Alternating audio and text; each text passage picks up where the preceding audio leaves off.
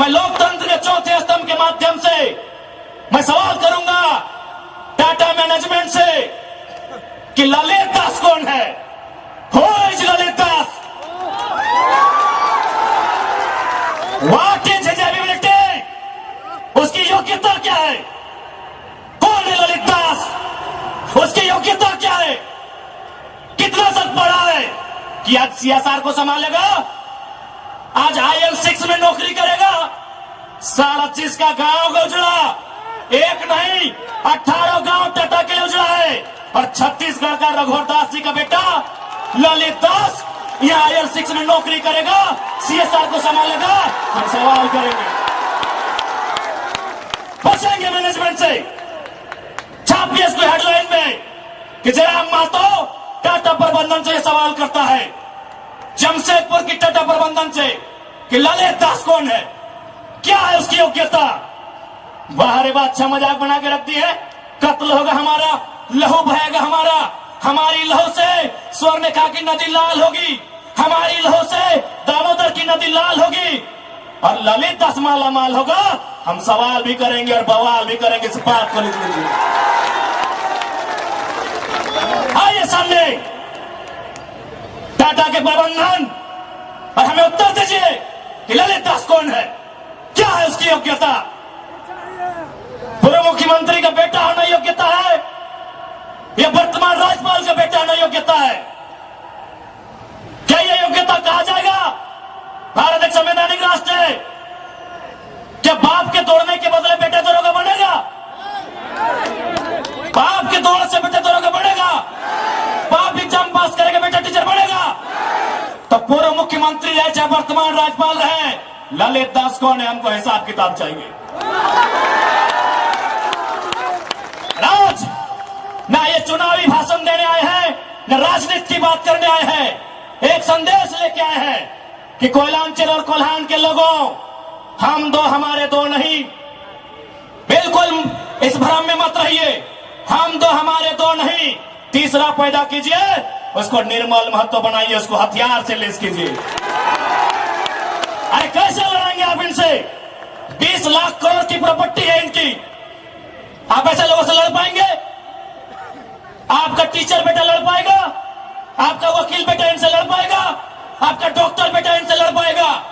इसलिए आज कोल्हान और कोयलांचल, हम दो हमारे दो नहीं। तीसरा पैदा कीजिए, उसको निर्मल बनाइए और उन पैमानों से युद्ध के लिए तैयार कीजिए। आपको बचाने कोई नहीं आएगा। अरे आप किससे उम्मीद करते हैं? SSP, आपको जानकारी होना चाहिए, SSP टाटा का साथ देते हैं। हिंदू मुस्लिम का राइट होता है, 44 मुसलमानों की दुकान तोड़ी जाती है, उस समय धारा 144 होता है, लेकिन टाटा रातों रात रोड बनाता है, धारा 144 का कहीं जिक्र नहीं होता है। आपकी सुरक्षा कौन करेगा बताइए? कौन करेगा आपकी सुरक्षा? ये हम आप बताइए हमें, कौन करेगा आपकी सुरक्षा? आज ये डोबो का वीडियो किसी हो, कोई डोबो का सीओ है, पहले मैं कहना चाहूंगा यहाँ बहुत सारे पुलिसकर्मी हैं जो ईमानदार हैं, उनको नमस्कार है।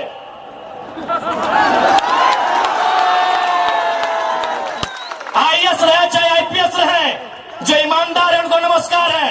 अगर कंपनी में भी ईमानदार लोग हैं तो ईमानदार है, उनको नमस्कार है। लेकिन सुनने में आया है कि डोबो का सीओ 20,000 रुपया प्रति एकड़ अपने बाप का जमीन मोटेशन करवाने के नाम पे मांगता है। ऐसे सीओ को जो डोबो का सुनने में आया है, उसको तोहमोने में लेकर डुबा दीजिए। इस बात को हम चिन्ह ठोक के कहेंगे। उसका बाप का जमीन है क्या? 20,000 नहीं, 20 पैसा नहीं मिलेगा, 20 पैसा नहीं मिलेगा। वीडियो का बाप का जमीन है, सीओ का बाप का जमीन है क्या? लेकिन आपके बाप का दादा का ये जमीन है। ये 4000 साल से हम ये खेती बाड़ी करते हैं, ये हमारा प्रमाण है। अरे अब तो दुनिया के वैज्ञानिक मान रहे हैं कि सबसे पहला इंसान सिंहभूम से निकला था। आप गर्व कीजिए अपने इतिहास पर, आप गर्व कीजिए अपने इतिहास पर।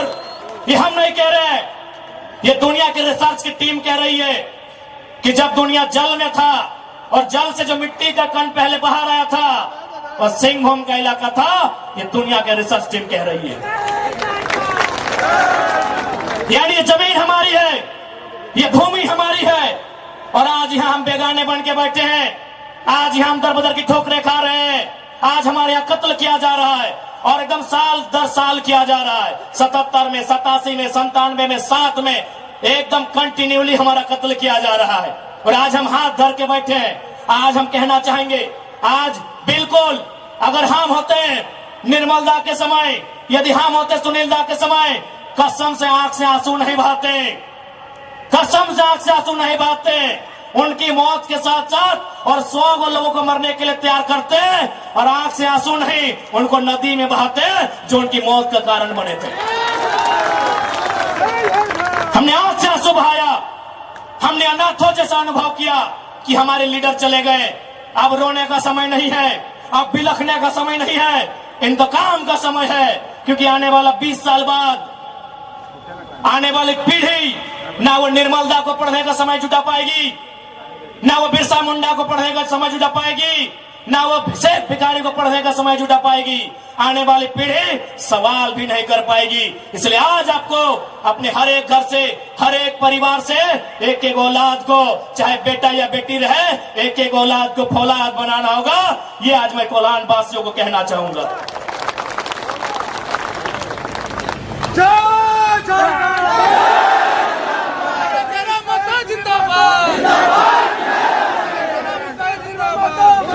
आज मैं एक सवाल करूंगा इस भीड़ से, मैं सवाल करूंगा टाटा नगरी में बसे बड़ी बड़ी इमारतों में बैठे लोगों से कि जब 1907 में टाटा की स्थापना हुई थी, मालिक कौन था? टाटा का कोई होगा? जब 1907 में टाटा की स्थापना हुई थी, मालिक कौन था? Who was the founder? Who was the owner? Tata का कोई होगा? नौसेरे भाई टाटा या जो भी उनका नाम है। आज 115 साल बीत चुके हैं, आज टाटा का मालिक कौन है? आज भी टाटा का मालिक टाटा का वंशी है।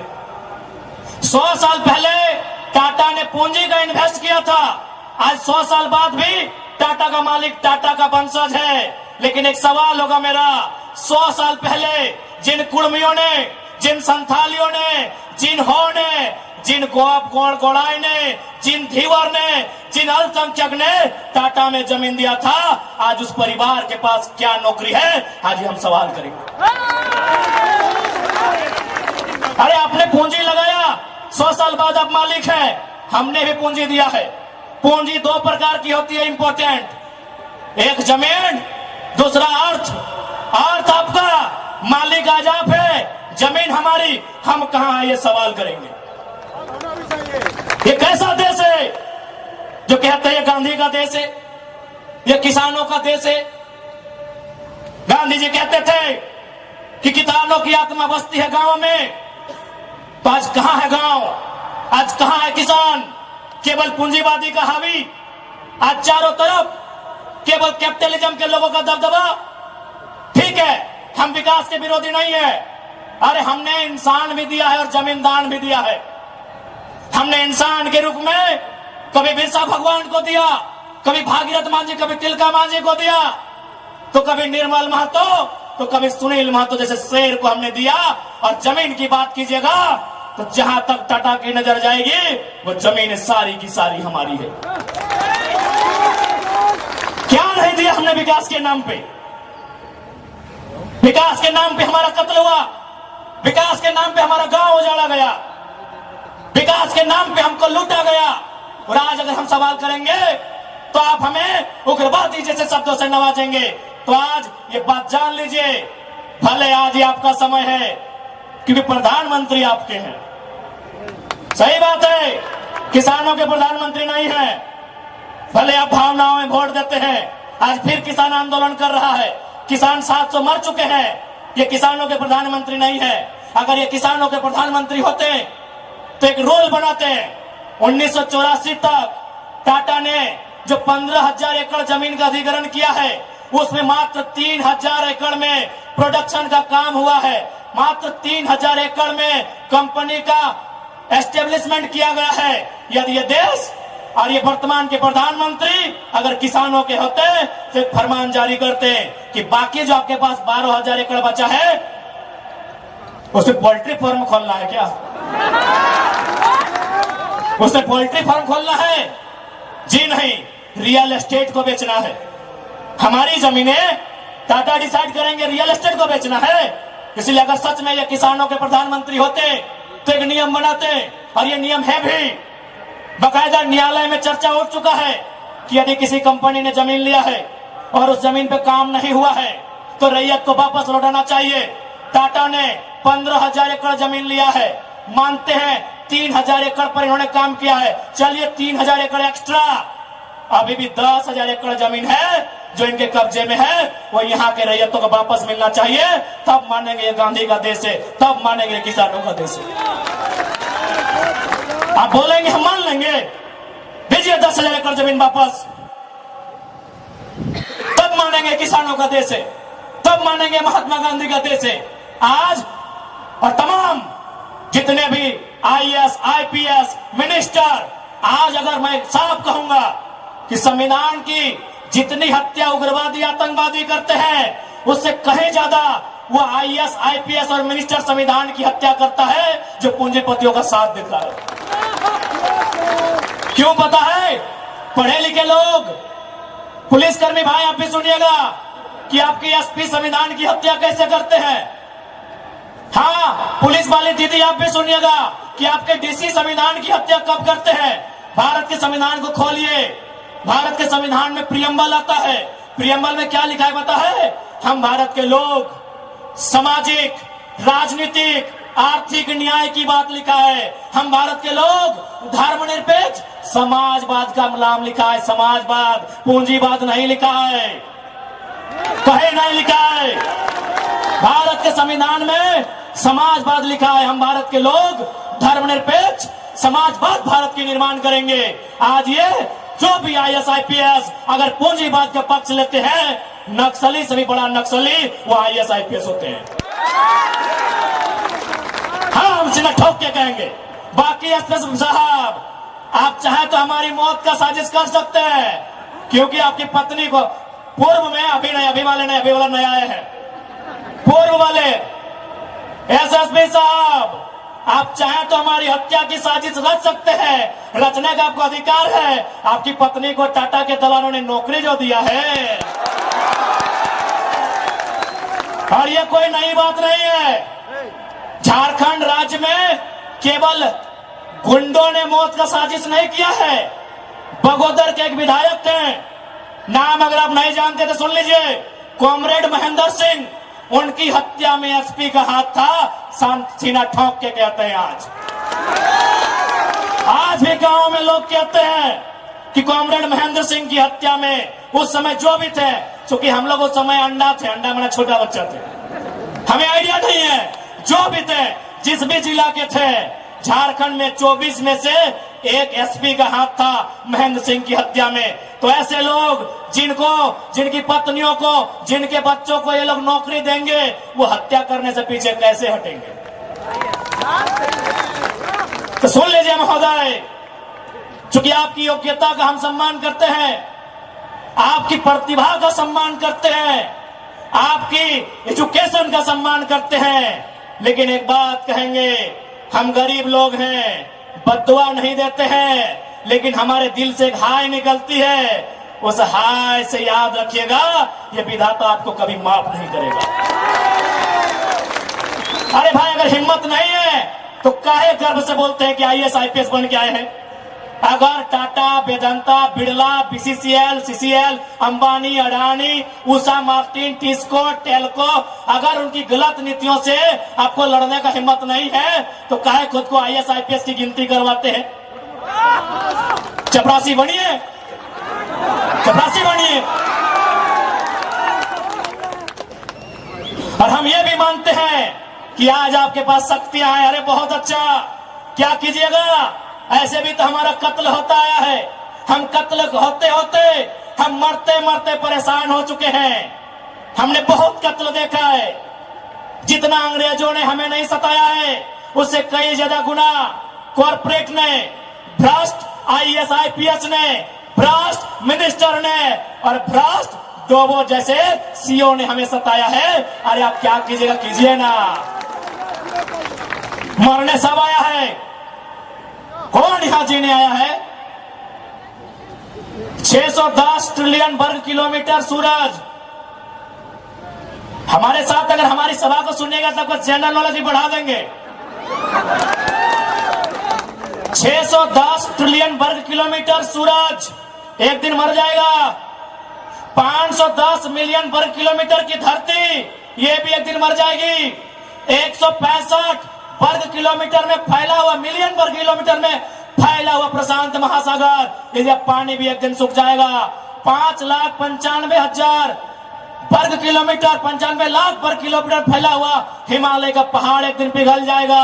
38 मिलियन वर्ग किलोमीटर में उगने वाला चंद्रमा मर जाएगा। अरे 5 फीट का इंसान काहे डर रहे हैं?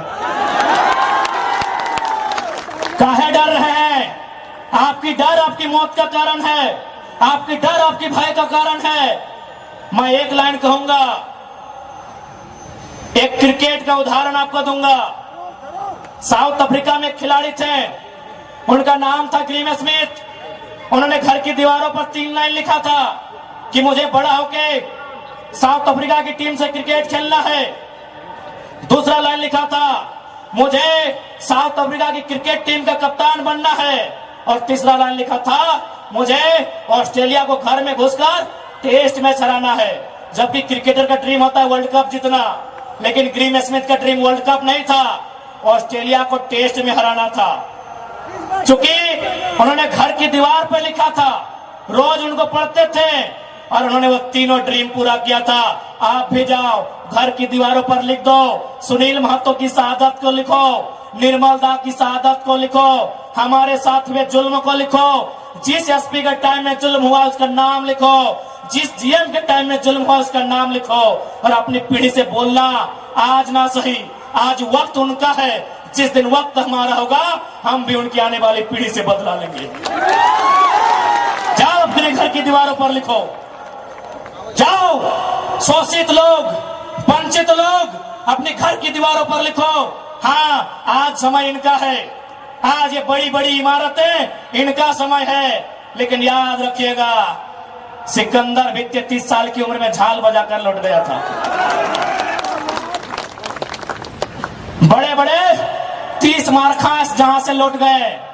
इसलिए मैं तमाम लोह नगरी में जितने पदाधिकारी हैं, जितने मिनिस्टर हैं, मैं एक संदेश देना चाहूंगा, पाप का भागी मत बनिए। पाप किसी के बाप का नहीं होता है। कंपनियों की दलाली मत कीजिए, रैयत के साथ इंसाफ कीजिए। ये मैं तमाम प्रशासनिक लोगों से निवेदन करना चाहूंगा।